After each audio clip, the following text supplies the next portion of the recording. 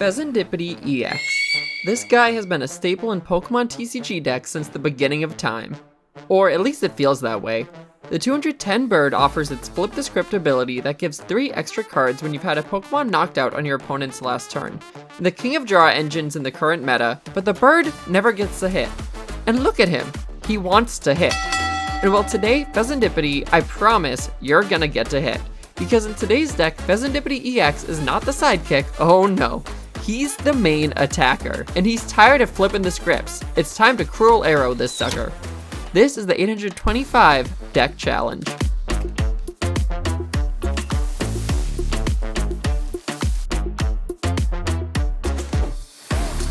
With Fezandipiti having come up on the wheel last week, I really went back and forth over what I wanted to do. Baby Fezandipiti is a really fun card, but I had just used it as a main attacker in my Gardevoir deck not too long ago, and felt like I really wanted to take on the challenge of making a deck where Fezandipiti EX is the main attacker. And I cooked. Fezandipiti EX is a basic Pokemon who, as I already mentioned, has the Flip the Script ability. Its attack, Cruel Arrow, for 3 colorless energy, can shoot 100 damage at any of your opponent's Pokemon, with no weakness or resistance being accounted for benched Pokemon. Alright, so not a lot of damage, but the key here is that it can hit any of your opponent's Pokemon for 100 damage. So if we're only dishing out a targeted 100 damage per turn, what else are we up to? Fezandipiti's best buddies today were Froslass and Munkidori. It'd be up to them to rack up the damage counters on my opponent's benched Pokemon as quickly as possible. Froslass adds a damage counter on all Pokemon in play, with abilities during Pokemon checkup. Munkidori, of course, when a Dark Energy is attached, can shift 30 damage around using its Adrenabrain ability, moving 30 damage counters from one of your Pokemon to one of your opponents. So a couple of Froslass Munkidori turns could lead to a big Fezandipiti knockout, without the need to even get the targeted Pokemon into active. To give Munkidori and Froslass plenty of time to get damage out there, I would need some stall options to also dish out damage. So I had 2 Budew to Itchy Pollen away at my opponent and lock them out of items. 1 Yveltal to retreat lock my opponents using their 1 energy attack, Clutch, and a Cornerstone Ogerpon to block incoming damage from Pokemon with abilities. All of these support Pokemon also had attacks that I'd be able to use in a pinch too. I'd have some Luminous Energy in the deck, so Munkidori's Mind Bend could be in play, Cornerstone's 140 damage that ignores other Pokemon's abilities, and Yveltal, who has a 3 energy attack that dishes 110 damage. All of this would help make Fezandipiti's targeted Cruel Arrow more likely to hit for impact. Then what's a post-Mega Evolution deck without Psyduck, whose damp ability prevents Pokemon from using abilities that require them from getting knocked out? This crew was solid, and my trainers were just as solid. To get my Pokemon set up, I had 4 Nest Balls, which lets me get any basic I want and put it on the bench. Artazon, which lets me get non-EX basic Pokemon and put them on my bench, and 2 Brock Scouting to either get 2 basic or 1 of my Froslass in hand. Side note, with all of this scouting, Brock would probably make a really good Boy Scout. He should try that when he retires from Pokemon. After setup, I'd need trainer cards that helped with energy acceleration. I've been on a kick with Janine's Secret Art, so I considered that, but then opted to go for Crispin, as I'd have fighting energy in for Cornerstone and could attach any energy type for Fezandipiti. So I ran 3 Chef Crispins and had a single TM Turbo Energizer. A quick rundown of a few other trainer cards before getting to my biggies: Arven to search out an item and tool, 2 Air Balloons to get Pokemon out of active, Night Stretcher to put back into my hand from discarded Pokemon or energy card, 2 Pokégears to search out supporters, and 2 bosses and 2 counter catchers for Gust Up. For my A-Spec, I was running Hero's Cape, which adds 100 HP to any Pokemon it's attached to.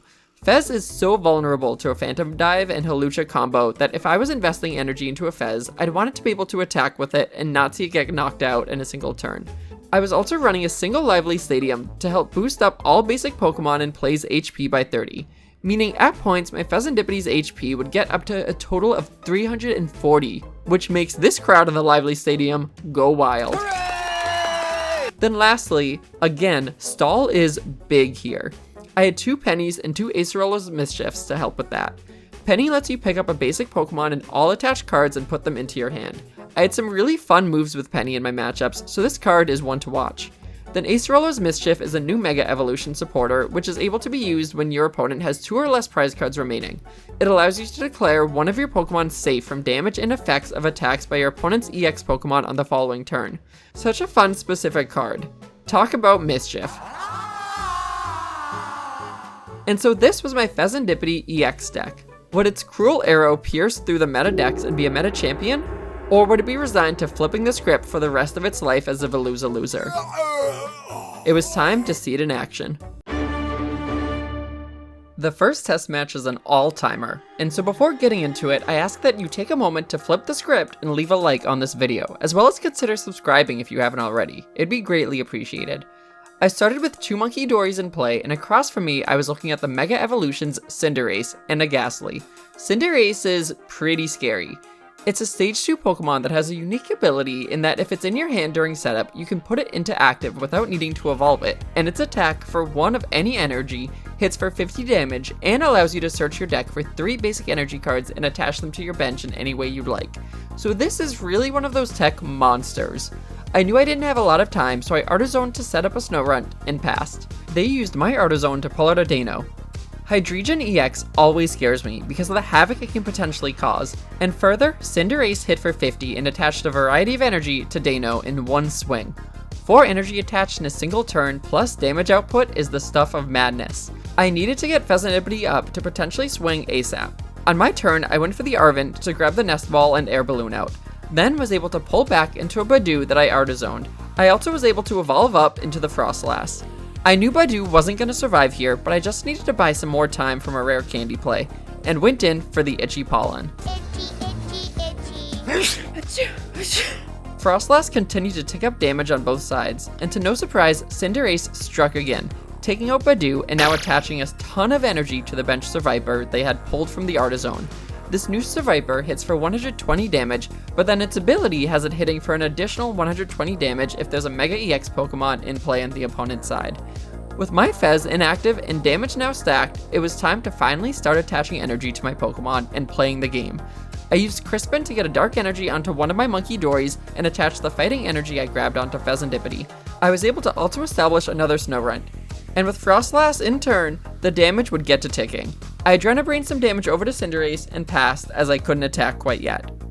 Next came the rare candy into the Hydreigon, and things seemed disastrous, as its first attack, which it was charged up for, does a straight 200 damage and mills the top 3 cards in my deck, so Fezandipiti would be more like Fezandun-ity. And its second attack, which it only needed 1 more energy for, hits for 130 damage on the active, and then also hits 2 bench Pokemon for 130. And looking at my bench, ripe for the picking, instead of using Cinderace's Zero Retreat into Hydreigon, my opponent, feeling so unthreatened by what I had going on, opted to use the Box Order instead. An item card I don't think I've ever seen used, but it allows you to search your deck for 2 items and put them into your hand. But the caveat is, it ends your turn after taking the items. So it was back to me, and it was now or never. I used Crispin to get 2 more energy onto my Fezandipiti, so I'd be able to take out one of the benched lower HP Pokemon on my opponent's bench this turn. I then Adrenabrained, debating mentally where to put it, but decided I needed to start working on Hydreigon EX, so I put the damage there. And next I thought about whether or not I wanted to put down the second Froslass yet, but thinking the fierce crashing headbutt to knock out 2 of my benched Pokemon was coming, and not having an additional Munkidori up and running yet, I decided to hold off on the Froslass and end my turn by cruel arrowing the benched Ghastly to prevent Mega Gengar from coming into play. I had no interest in seeing that guy today. On my opponent's turn, they went for the Iono, refreshing my hand and giving me some solid energy to work with. Next, they pulled back the Cinderace as expected, and up came the Hydreigon. Both attacks would be devastating, but they opted to go for the knockout of my Fezandipiti and the mill, which was brutal, successfully milling away my A-Spec. The comeback here felt impossible, but I had to try. First, I used Pokégear. I was hoping for a boss's order, but no dice, so I grabbed the Brock Scouting instead. Next, I Artazoned out Yveltal onto my bench, and then replaced Artazon with Lively Stadium to give an HP boost to all of my basics out there. Then I Adrenabrained damage over to my opponent, more onto Cinderace, and then the rest onto Survivor. I could have gone for the Cinderace knockout here, but wanted to get Survivor's damage up higher, and let Froslass work on Cinderace. I need to make it through 1 more turn for my real master plan to come into play, so for now I put Munkidori with no energy or tools attached to it, inactive, and passed back over to my opponent. They went through their turn, and I was confused why I wasn't just seeing Obsidian to end the game, and then it dawned on me, they had no access to any more energy. They used Cinderace so much early in the game that their energy supply had run low, so they went for the still brutal crashing headbutt, putting them at 2 prizes and me at 5. Further, an Arven and Boss's Order, both of which would have gotten me access to Gust Up I so badly needed, got milled. Back to me, and I needed a massive flip the script from Fezandipiti, and I got exactly what I'd been after. One of my counter catchers. I counter catchered up the Ghastly and got my own Yveltal into active. I also played Acerola's Mischief here on my Yveltal, even though my plan was to retreat lock Ghastly. If they evolved up the Ghastly and got it out of active, or had a way to pull it back into Hydreigon, I wanted to still be protected by the Hydreigon. Lastly, I Night Stretchered back a fighting energy I'd used earlier and went ahead with my Ghastly retreat lock, and further, Cinderace finally got knocked out in between turns by my Froslass. My opponent didn't have a retreat lock answer, at least not in the moment. They ended up using the new supporter that lets you search the top 7 of your deck and put a dark Pokemon you find onto the bench to get another Hydreigon EX on their bench, but with no energy access still, they just passed it back over to me. This time with Sir Viper going down in between turns and putting me at only 3 prize cards remaining. I wasn't sure how long I'd be able to keep this up, but my win condition felt clear. Tick up Hydreigon's damage into Fezandipiti range, and then blast it away using Cruel Arrow. So I began to attach to my Fezandipiti, got my other Froslass online, and just kept on with the retreat lock while my opponent fumbled with no helpful energy.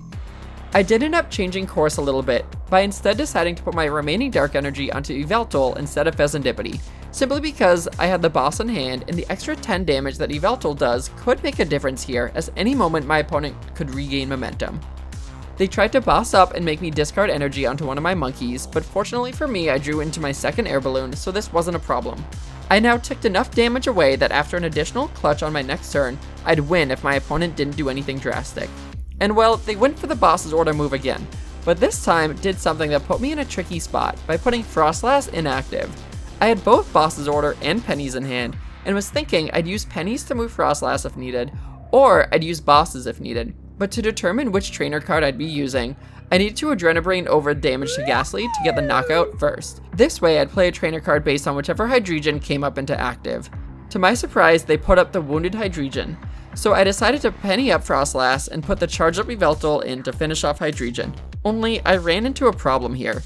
Froslass isn't basic, so Penny isn't getting me out anywhere. This was disastrous. Not wanting to pick up my monkeys, I opted to pull up Fezandipiti and then sat staring at the board. With no way to get Froslass out of active, Hydreigon was for sure going to lay on the kill next turn. Assessing all of my options, I realized I now had an energy in hand. Thanks to the pennied Fez. I'm so used to Professor Turo's, which has a similar effect but discards all attached tools, that this energy felt like a gift. And it was, because I could attach it to Froslass, retreat, and then go in for the knockout using Yveltal on Hydreigon for the final 2 prizes of the game. This match was true insanity. My opponent started off hot and somehow lost a 5-2 lead. I know I spent a lot of time highlighting this match, but it truly showcased everything that this deck is capable of. The stall, the damage moving, the Fezandipiti snipe, so incredible. My next 2 matches were also great, but significantly shorter. The next match started with my Psyduck in play and my opponent having a Bramblin out. Not knowing what Bramblin does, I used Nest Ball to get out Fez and Air Balloon Psyduck to the bench. I also got an energy onto Fez, meaning my next turn I'd be able to get a snipe out. My opponent went, and I was excited to see what snipe I'd be able to get off, but unfortunately with TM Evo in play, they got 2 bench Pinecos evolved up into Fortress. But this is where things get funny, because Fortress's whole thing is knocking itself out in exchange for grass energy attach, but the self knockout here is prevented by my Psyduck. It took my opponent another turn to figure this out. After I sniped one of their Bramblins, and they found out themselves that with a single energy on the active Bramblegast, this wasn't gonna work. So shout out Psyduck, my opponent conceded. The third match was another victory against a super weird deck, Blastoise EX.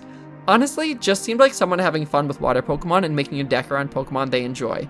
I'm sure people were saying the same as they were encountering my deck. After getting my Cornerstone Ogerpon out to prevent hits from Pokemon with abilities, they went around the Cornerstone and took out the Fezandipiti that I was working to build up. So I just stuck with a single Cornerstone the rest of the match, bossing up and knocking out their Wellspring Ogerpon not once but twice, as that Wellspring was the only thing they had as an answer to my Cornerstone Ogerpon. The deck was feeling really good. Options and outs for everything, with Fez as the glue that ties it all together, where just 100 damage dished out at any point could make or break a match. It was time to head into the final showdown and see if we could keep this winning streak alive. Here be dragons. There's a little deck called Dragapult that has risen through the ranks recently. Some of you may have seen it for yourselves. That's what Fezandipiti would be up against in the final matchup. And oh, what a bloodbath. I went first, but with Yveltal inactive and not wanting to attach a fighting energy to it, I passed. Over to my opponent, they set up their bench exactly as I'd expect. Duskulls and Budew and Dreepies galore. Budew came into active and began what we commonly refer to now as the Great Itchy Pollen War. My opponent and I would itchy pollen back and forth the next few turns, each locking the other out of potential play after potential play. No items, no honor. Eventually, I knew I was going to knock out their Budew, but I was worried about their Budew reinforcements, so I tossed the Hero's Cape on to make my Budew a 130 HP legend before knocking out their first line of Budew. We both kept going until my opponent decided his board was plenty set up, and my board was pretty lackluster. Due to the item locks, I hadn't found most of the Pokemon I wanted out, nor did I really find any Dark Energy to make much happen with Yveltal or Munkidori I could have grabbed from the Artazon in my hand. My opponent didn't want the itchy pollen back and forth anymore and went in for a brutal Phantom Dive onto a bossed up Yveltal and my bench Snorunt, ending the itchy pollen war but starting a whole other battle. One that would be pretty decisive. With access to items now, I had a lot of lost ground to make up for, so I used Artazon and my Nest Balls to get 2 Munkidoris and my Psyduck established. As cute as the Budew with the Hero's Cape was, I wanted to save the Hero's Cape for another day, so I used Penny to pick up Budew and the Hero's Cape, put Munkidori into active, and then used Air Balloon on Munkidori to retreat out into the Budew, attach Turbo Energizer and a Fighting Energy to get both Munkidoris ready to Adrenabrain. This was the best I felt like I could do with what I had in the moment. I could have made a similar move but dumped the energy onto a Fezandipiti instead, but knowing Phantom Dive would be scattering damage across my bench, I wanted to be reducing as much as possible with the Munkidoris. The Dusknoir line on the other side was also staring me down, and Psyduck was holding them off, for now. I was worried a focus attack next turn on Psyduck could take him down, so I gave Psyduck the cape for the turn, knowing I had a Penny in hand for next turn if needed. My opponent shot back using the Phantom Dive and taking out the active Budew and then spreading the 60 damage between my 3 benched Pokemon to not give my monkeys a full 60 damage to Adrenabrain over. They did leave enough damage though for me to Adrenabrain knock out their benched Budew, which let me access the main character of today, Fezandipiti EX. Alright, my main attacker has come into play. Not only that, but I could also flip the script to get some more cards in my hand. I decided to go for the Penny on the Psyduck and bring out the Hero's Cape again. Rebench the Psyduck and put the Hero's Cape and a Luminous Energy onto Fezandipiti. The 310 monster was looking good.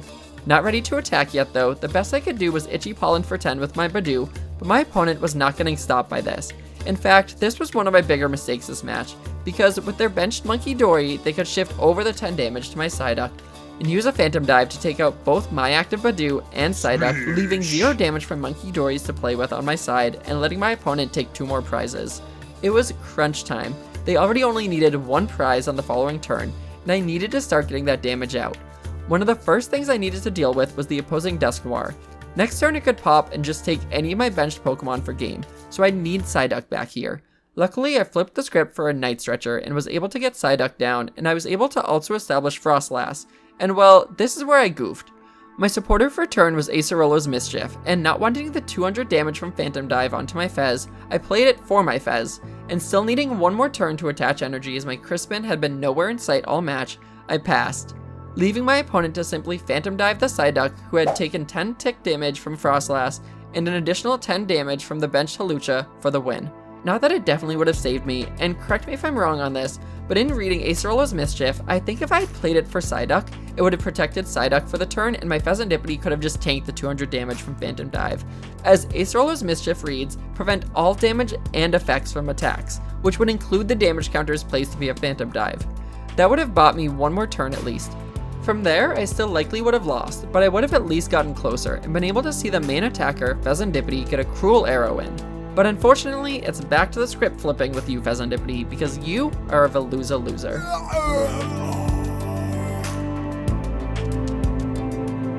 Using Fezandipiti as a sniper is a lot of fun, but its 3 energy attached makes it difficult to properly set up.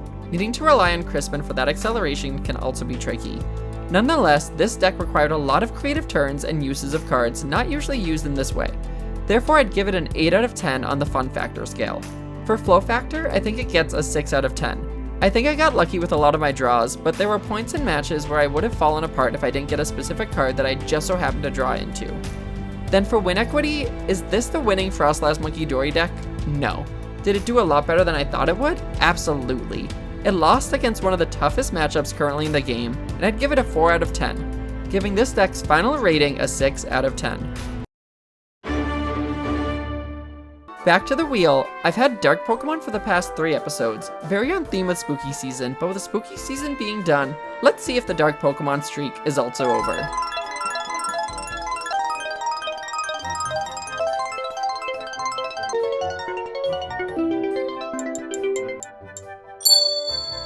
Budew. Alright, so full disclosure, I wrote this script before spinning the wheel, and this Budew spin, especially with the war in my final matchup today, and coming off of a week featuring a different popular meta Pokemon, I promise I couldn't rig this wheel if I wanted to. The script writers are just hard at work, I guess. Anyways, we'll be stuck in item lock next week on the 825 Deck Challenge.